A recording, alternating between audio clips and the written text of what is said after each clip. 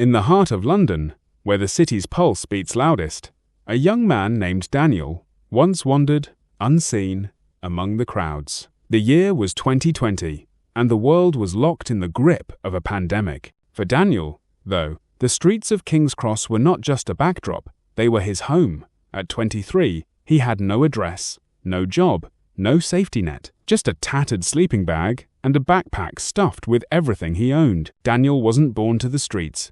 He'd grown up in a small flat in Croydon, raised by a single mum who worked double shifts to keep the lights on.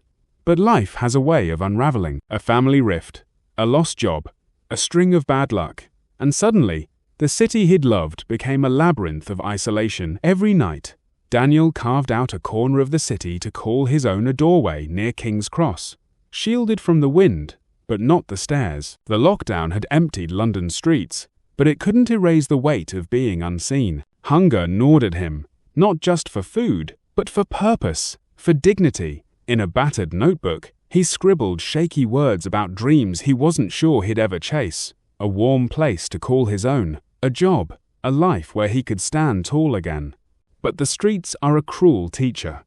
They strip you bare, test your will, and whisper that giving up is easier. Daniel's lowest moment came one November night, when the rain wouldn't stop, and his last pound bought a stale sandwich from a petrol station. He sat under a flickering street lamp, soaked and exhausted, wondering if the city had won. But sometimes, in the darkest corners, a spark finds you.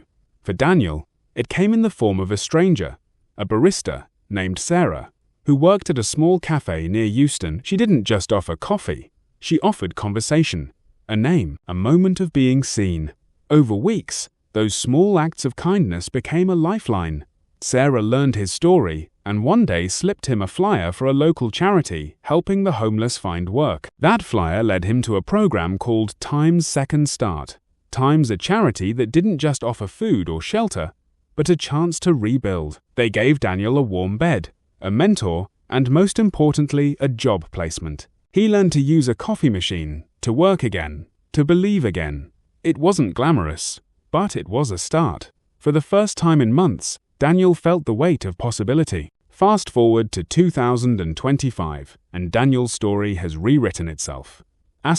Redemption Brew Times isn't just a cafe, it's a testament to what happens when someone is given a second chance. From sleeping rough to owning a small artisan cafe in Shoreditch, Daniel's journey is one of resilience forged in the fires of hardship. Building times, Redemption Brew Times wasn't easy.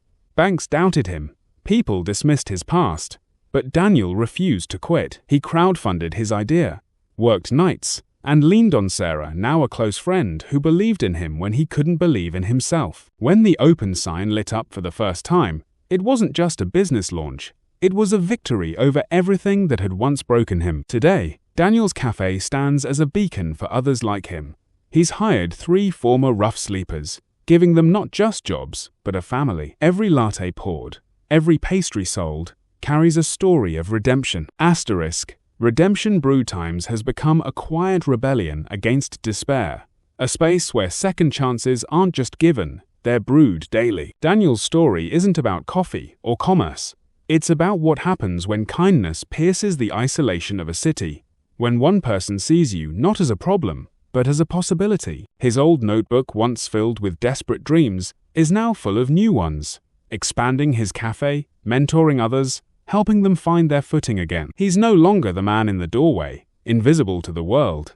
He's a man who turned pain into purpose, proving that no one is too broken to rebuild. In a city that can feel cold and unforgiving, Redemption Brew Times glows warmly, reminding everyone who passes by that second chances are real, and sometimes they begin with something as simple as a cup of coffee. Daniel's story reminds us that even in the darkest corners, hope can still find its way. If this story touched you, share it. Someone out there might need this spark today.